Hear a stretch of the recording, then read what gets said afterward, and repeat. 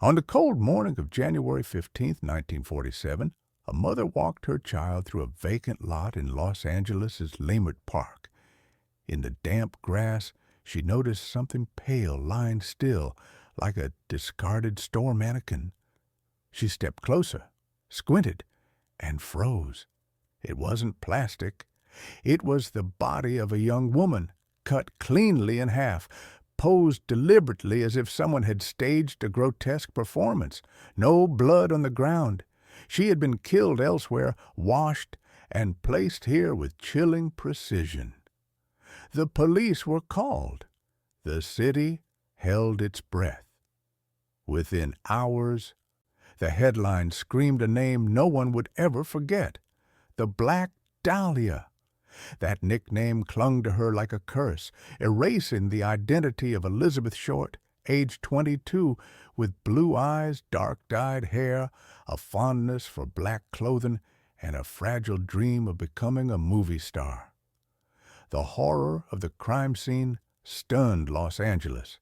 A mouth carved ear to ear into a grotesque smile, the body severed at the waist, the halves carefully arranged, skin drained of blood until ghostly white, every trace wiped clean with surgical solvents. Whoever did this knew anatomy. Whoever did this wanted to be seen. Phone lines at newspapers rang without pause. Hundreds of tips poured in, most worthless, all feeding the frenzy. Days later, an envelope arrived at a newsroom, filled with Elizabeth's personal belongings, scrubbed of fingerprints, organized neatly, like a message from the killer himself. Detectives chased lead after lead. Suspect lists grew long. A surgeon with sinister skill, a Hollywood insider with secrets to protect, a man with connections wide enough to muddy the investigation. No one was ever charged. Los Angeles learned to live with the question, who killed Elizabeth Short? Why was her death staged as if it were theater? And why, after nearly 8 decades, has the case remained unsolved? Hidden files, false confessions, whispered surveillance tapes, and botched police work all hinted answers, but none deliver the truth. What is certain is this: the killer turned Elizabeth's body into a message, a dark story carved in flesh. But a corpse in a vacant lot doesn't begin on a morgue slab. It begins with a name whispered softly in a modest home on the East Coast. Before she was the Black Dahlia, she was Elizabeth, a girl born in the summer of 1924, raised through poverty and broken promises, chasing warmth and chasing light all the way to Hollywood. If you only know the myth, you don't know her at all. To understand how a young woman vanished from her own life and became the city's most enduring nightmare, we must return to where the first cracks appeared: Elizabeth Short's childhood. Elizabeth Short entered the world on July 29, 1924, in the working-class suburb of Hyde Park, Massachusetts. She was the third of 5 daughters born to Cleo and Phoebe Short. At first, it looked like a typical American family, until the Great Depression tore it apart. Her father built miniature golf courses, a novelty that flourished in the 1920s, but when the stock market crashed in 1929, so did his business. By 1930, Cleo's finances collapsed. One morning, his car was found abandoned on a bridge, and everyone assumed he had taken his own life. Phoebe was left alone to raise 5 girls in poverty. For years, Elizabeth grew up believing her father was dead.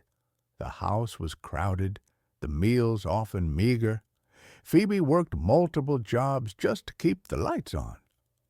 Elizabeth, sickly as a child, struggled with asthma and lung problems. Doctors suggested she spend summers in warmer climates, away from the damp Boston air. She often stayed with family friends in Florida, where she discovered a love for sunshine, style, and attention. Then came the shock. In 1942, Elizabeth's father suddenly reappeared, very much alive, writing to his daughter from California. He hadn't died at all. He had simply abandoned the family when times got hard. For Elizabeth, the letter was both a betrayal and a beacon.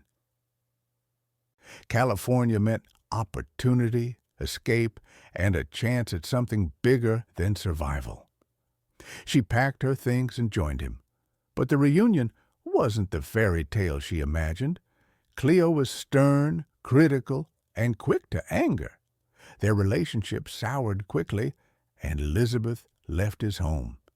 At 17, she was already adrift, too young to be on her own, too restless to stay in one place. She drifted between jobs, waitressing, clerking in shops, sometimes modeling for pocket money. But everywhere she went, she carried an aura. She dyed her hair jet black, painted her lips bright red, and dressed in tailored black outfits that made her look like she had stepped off a film reel. Men noticed, women whispered. In neighborhood bars, she stood out instantly, mysterious, magnetic, unknowable. She wanted to be in movies, but Hollywood wanted something else. Experience, training, connections. Elizabeth had none. What she did have was charisma, and charisma could open doors. She charmed soldiers on leave, appeared at dances and nightclubs, always promising she was on her way to the big screen. Friends said she spoke of someday as if it were destiny. By the early 1940s, Elizabeth had become a familiar face around Southern California. To some, she was just another dreamer chasing stardom. To others, she was unforgettable, an enigma in black satin, laughing too loudly, living too boldly for a girl with so little. And somewhere between those contradictions, between innocence and allure, between hope and hunger, the legend of the Black Dahlia began to take shape.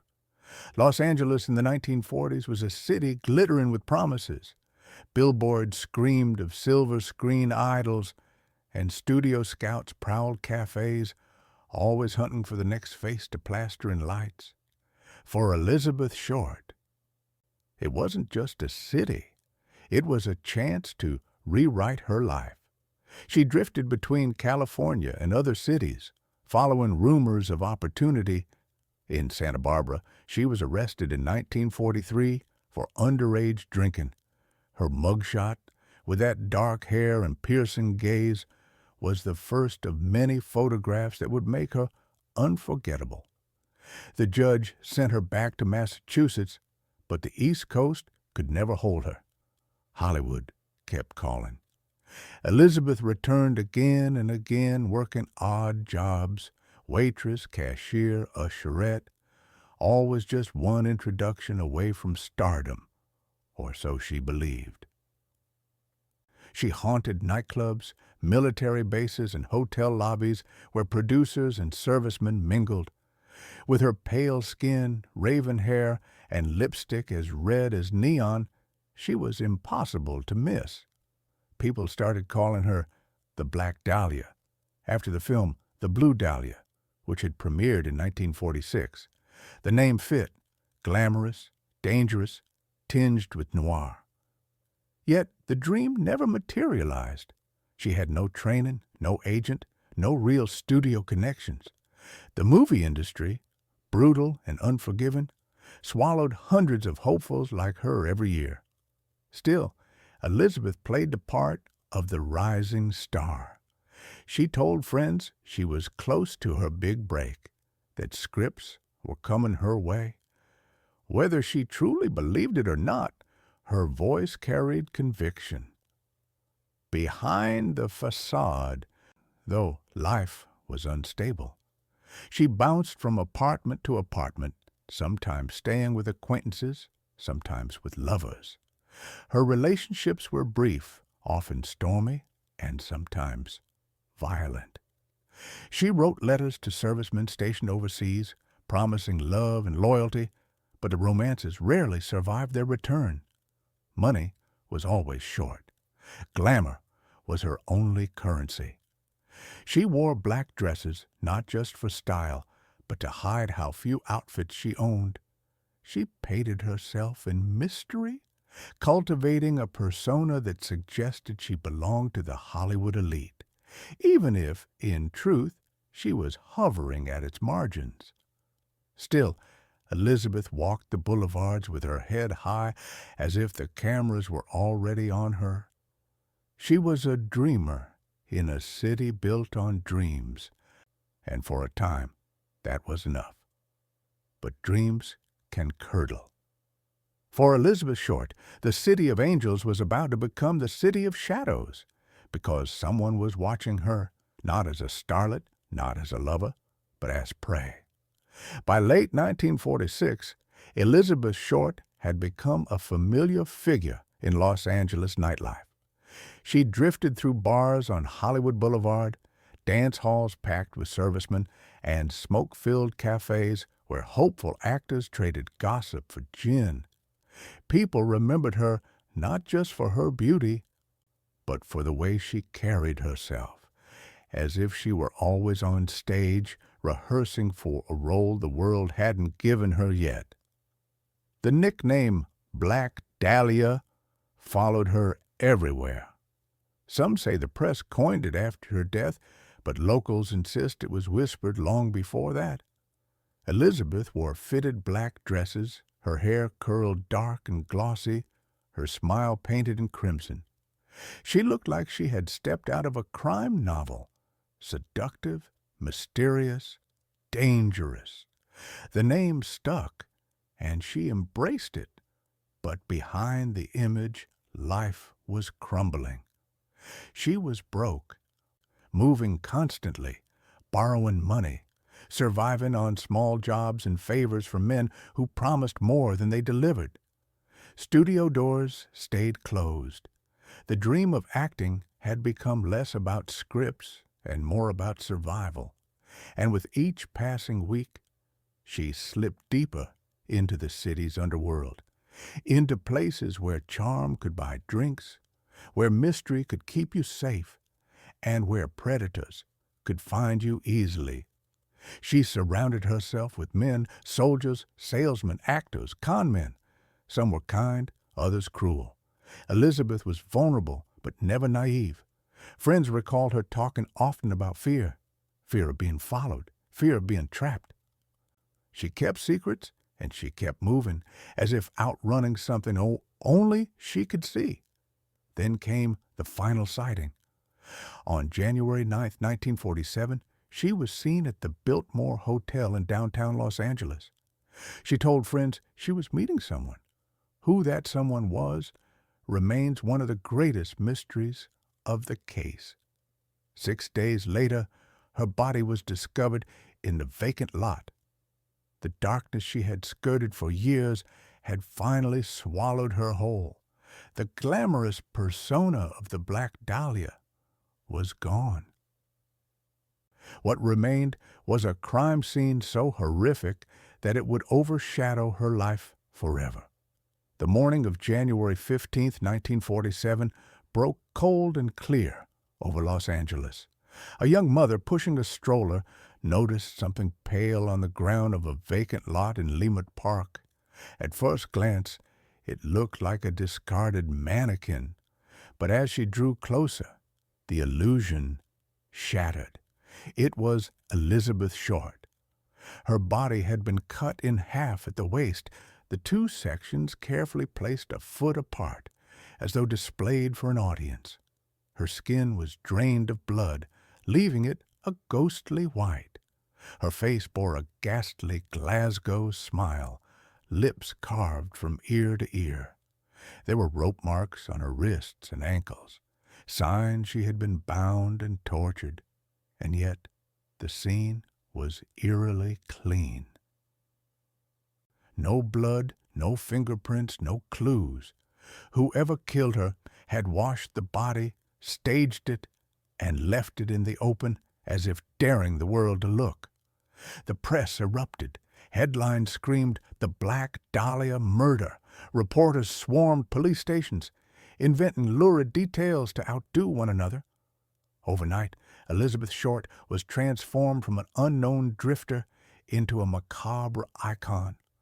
Her beauty photos, long dark hair, striking eyes, ruby lips, were splashed beside crime scene diagrams, the contrast feeding a frenzy that blurred truth and myth. The investigation became one of the largest in Los Angeles history. Hundreds of suspects were questioned: doctors, actors, servicemen, lovers. Some confessed just for the attention. Others were accused without evidence. A surgeon's skill was suspected because of the precision of the cuts. Police chased false leads, bungled evidence, and leaked rumors to the press. Every misstep whitened a fog. Weeks passed, then months. The killer's taunting letters to newspapers, filled with Elizabeth's belongings, only deepened the sense that this was more spectacle than crime. The city was terrified, fascinated, and helpless all at once. Parents warned daughters not to walk alone. Women dyed their hair lighter, afraid of resembling the Black Dahlia. But no arrest ever came. The trail grew colder. Elizabeth Short's death became less a solvable case and more a haunting legend. Her life erased, her death immortalized. For Los Angeles, the dream of Hollywood glamour now had a corpse in its shadow.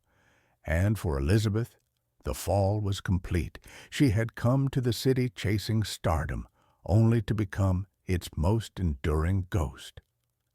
In the aftermath of Elizabeth Short's murder, Los Angeles tried to heal, but the wound never fully closed. The case forced the city to confront a darkness it had long ignored. Beneath the glitter of Hollywood was a shadowland of broken dreams, exploitation, and violence. For the police, the Black Dahlia became a lesson in failure. The investigation was riddled with mistakes, crime scene contamination, leaks to the press, and a revolving door of suspects who distracted from real leads.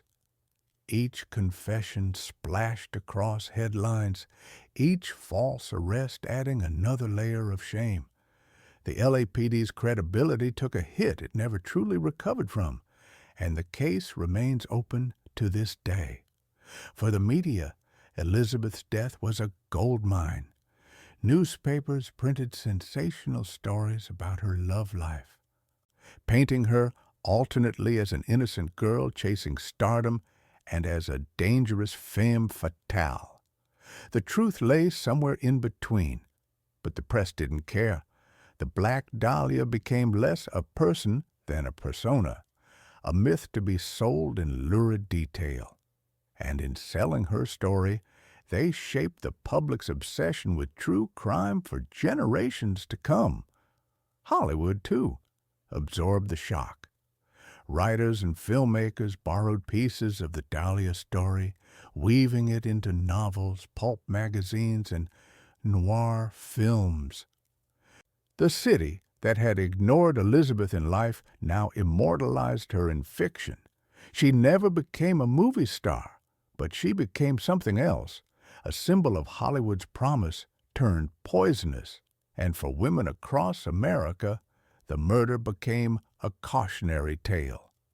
Parents warned their daughters about the dangers of moving to Los Angeles. Strangers whispered about predators hiding behind casting calls. The case fueled fears of the dream factory chewing up and spitting out hopeful young women. Yet, in a strange way, Elizabeth did achieve what she longed for. She became unforgettable. She became part of Los Angeles itself, a ghost stitched into its fabric, a reminder of how fragile the line is between ambition and annihilation. The city tried to move forward. New stars rose. The war faded into history. The neon lights of Hollywood Boulevard burned on, but in the cracks of every back alley, in the shadow of every movie set, the memory of the Black Dahlia lingered, a whisper that the dream always has a price. Elizabeth Short's murder remains one of the most infamous unsolved crimes in American history.